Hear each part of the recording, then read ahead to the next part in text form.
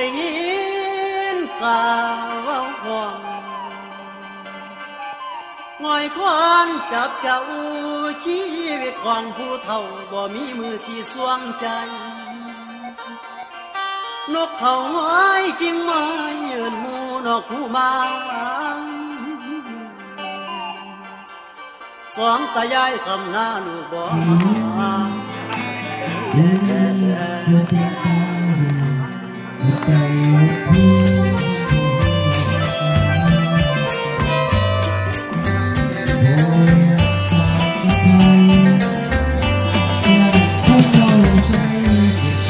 โอ้ยนอนอายกะตันอยู่ว่ากูจริงแท้กะตันอยู่ว่ากูจริงแท้แต่ว่าตำกันแท้ผู้เฒ่าจังบ่อยู่ตายยังไว้ก็ขาดของไทยยังรวยกินเงินกินแง่ค่อยสนุกเปลี่ยนแปลงยังน้อยหนีไปจ่อยขายห้อยย้ำใหญ่คำไทยไม่บังเขาค่อยบอกขอยายได้หลากหลายเนื้อเหี่ยวหนังยางร่างกายสงสารบอกของเขาพากันเจ้าจนหลังกดหลังกงหลวงว่าคำมาเกี่ยวเพราะเราเบาใส่หน้าก็สู้ซากก็เลี้ยวกงคือกันสองตายายลำพันทางใต้โพป้าโตวาสนาเฮานี่บ่มีแนวดีมีแต่พริกแต่แกงเลี้ยงลูกว่าที่ได้กินแห้งพอปีกาขาแข็งไปขายแห้งพอเป็นยาพออยู่ที่กินดังแค่น้ำตาลูกมันกินโซดากินสุราตากวงนี่บ่วาสนาของดวงพออยากตายให้ดวงแต่บ่ทันเหมือนกับเฮ็ดงานจนนาเลนาดำมีแต่ทำกับทำบ่ได้เศร้าจักวันเผาโจรบ่ได้สยาสีฟันยังมาบุกมาดันสองคนกับยาเลี้ยงลูกชายสันใหญ่สำสางวันนี้ไปรับยางยางหน้าบ่อเกิดมาเสียชาติชื่อชาติที่ไม่สองตายายต้องมาจมความเมาต้มละเบาสองคนค่อยยมน้ำละเบาสองคนค่อยจมมาผมถึงเดียนค่อยจะมุ่งกลมก้มแล้วก้มมองบนทางยายสมาสุสลายสิ้นยายเดียวพากันเมาถึงพากันยิ้มพากันเมาถึงพากันยิ้มยายไปยิ้มเกี่ยวส่งจากส่งมากอดมันใกล้ขึ้นหลังก้มหลังเห็นจนมาตาเวียนแดงแย่งกันบ้างย้ำลูกกาดึงจนหัวสั่นจนมาไก่สะบัดยังสิบ่คอยลูกมีจ้อยบ่เห็นไว้ขึ้นมาเล่นทำกันมาจึงเป็นแนวมึงตีรอทำไงบ้างให้ต่อลูกต่อหลานก็บ่ถึงยังคนเลี้ยงลูกใหญ่เป็นโตเป็นคนเลี้ยงให้มันเป็นคนมันอยากมีว่าดังทำมาบ้านท่านบอกให้ไปนะมันพัดบอกว่าตาบอกอย่านาอย่าพูดบอกว่าได้มีสมบัติสะดุดมันกินเหล้ามาสวดจับเอาไว้ก็บอกฟังกินมาแล้วถามหาเมียคนดังโว้ยจะดึงไปสั่งมันเบาอยากบอกทางบอกสอนเป็นบัณฑิตศาสนาคนมีคนพอมีงานยาที่ตรงแก่ไผ่บัดเขาบัดเขาหินไปกลับมายามไหนจอมไปขายเอาบอกไปหน้าจนได้คิดทำไมคือคนหาผู้เฒ่าไปชื่อเพื่อเป็นกีฬาลูกสาวตายตายตายตายลูกในบ้านทั้งหลายคือลูกชายพ่อน้องก็เพียงนี้เดินที่สั่งอยากให้พ่อแม่คุณแม่มีบอดีทำคราวนี้เป็นที่เตือนใจพอให้จำผมไม่ลืมระนาบาพิจารณา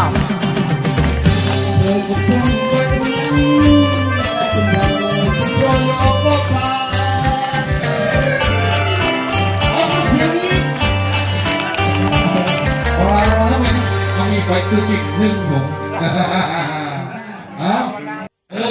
เสียงตุ้งกันเลยโอ้ย นอนอายมือถือปืนผมยืนผมกินหนังสือพิมพ์บอกเอาสาวคดีแก่คนในเรื่องมันโดดตรงทางคดีไงคนบ่มีจิตมีจับยังมาดาสารเคยได้ปัญชาว่าผ่านสังประหารมีหัวมีคอทรญาตินั่งห้องน้ำยางอะไรแต่ผมเห็นผู้ใจคนแล้วแล้วผมมีนักมวยตายส่งที่นี่ได้สมเป็นโลกเป็นคนสัวคือสถานีผมส่งมีคนผู้ขอได้ได้ได้จะบ่ต้องไปที่เราให้ทางบ้านคุณบ้านเมื่อผู้ลายคนสัวคือผมควงที่นี่คนจนตัวไปทางบ้านทหารจะเป็นทหารยังเพื่อชาติเพื่อประชาชนผมชั่วผมรู้จักตนแต่อยู่ให้คนเหยียบย่างทำไมแม่จ้าแม่ของลูกก็จะลูกแม่อย่าเสียใจน้ำตาไม่มีอย่าไหลอย่าได้เสียใจกับลูกนี้รักคุณที่แม่เลี้ยงลูกสอนทางที่ลูกเป็นลูกเป็นคนดีแต่ผมมันช่วยช้าอับปรีเพื่อนคนที่ได้พบทางเลือดคุณอันตรายหรือยาเสพติดว่าเป็นพิษลูกก็ทิมมันมา ล้นเกี่ยวเงินไปซื้อยาไปกินต้องกาด้วยปัญญาเลี้ยงสาตามใจคอยบอกฟังคนตุนตัวตามใจคอยบอกฟังคนตุนตัวเป็นนักเล่นเที่ยวหัวเพราะโตนักเก่งลายเป็นผู้ลายไปอย่างลืมตัวย้อนเข้าหัวควงต้องซ้ำเลี้ยงสามาบนก่อกฎหมายนำไหลคดีแดงบอกไว้ในสังการโทษปนันประหารแห่งชีวิตผิดกว่าคนทั้งหลายยิบตอนใดใจเมื่อโดนอาญาถึงต้องมาว่าจะได้ฟังยิ้มอย่างท้าทายก่อนจะตายขอมองดูลูกไม่มีลมพัดไปดูวันนี้ลูกหยุดมุนรอเราเอาเกี่ยวไม่บอกแล้วยึดกระบอกอยู่มาตรงเราเสียงเพชรจะขาดท่านประกาศว่าอย่าโศกเศร้าคอยจะมาพูดที่ใครเราผู้ที่เขาบัญชาการมาตากันไว้ไม่ทันหวังตั้งวันนี้ขนาดโอ้เอ๋ยตัวเราลงมัวเมาเกิดมาเสียขาดพอสิ้นเสียงฟังประกาศปืนบอกเป้าหมายเราเศร้าที่ใดหัวใจมันโดนทิ้งคนเสียสายยกสิ่งต่อกันอายุสั้นมันพอยืนยาวสามารถเป็นคนต้องเอาไว้ให้ทำความชั่วอย่าลืมตัวขอหายยักก่อนอย่าหิ้งเลี้ยนในมือจะพบผู้ที่มายานชะตาก็เก่งมีคนช่วยก็มีไว้คน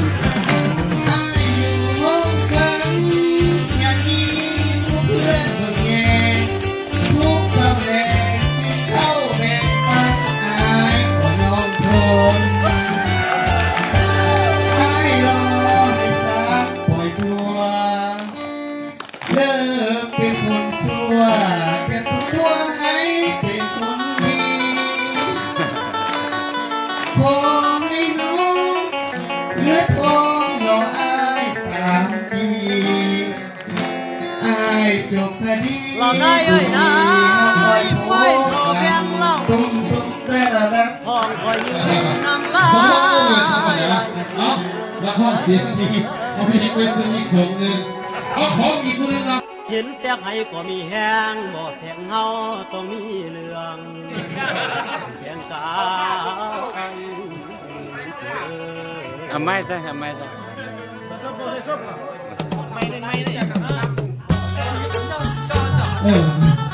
ว้าวไอ้จะทิ้งเชื่อเองจริงหรอน้องเองยิ่งอยากจะบอก คอยรอได้ฟังเด้อเจ้าก็เมาเอาเชื่อเองขันได้เงินจากหมอที่แล้วคนเราทำใส่เราย่อหายลงไปขันยามได้คนออกจากมือ นี่เอง เขาสื่อถึงกายเอาปากทรมานตลอดเพราะอย่าปล่อยแดนนั่งเพราะอยากรับหอดก่อนคนตื่นมันสิตายมันลืมบอกเอาจากปุ่มท่านเคียงผมขอผมก็ใครแน่พอได้สอนในเก๋เสียเลื่อยต่อไปท่านแพงให้สิกินบ่มีคืนบัดยามคืนหลวงพ่อสินั่งรอมือคำว่าคือบ่เคยมีจากเถื่อคำว่าเหลือว่าขาดตั้งมียาทางเฝ้าเรื่องน้ำมาผ้าเสียวผ้าวินถึงสิหยุดลงนิ่นสินั่งเลียจนเกียงบ่ได้เกี่ยงบอกสิไผแปดองค์เพราะว่าเราโดนหรือสิเป็นสาโกเอามาลูกมันสิมีแค่โกคอยบ่ได้หูนี่ครับเป็นความจริงกินจนกินคอรอจนหมายยังพ่อมันเต้นขามไปเลยตื่นมายังกินได้สะเบยถึงจะซึมไปเลยแต่ไม่เคยถอยลงไม้เพียงคงเอาความเมาเป็นใหญ่ไม้เพียงคงเอาความเมาเป็นใหญ่กินแล้ว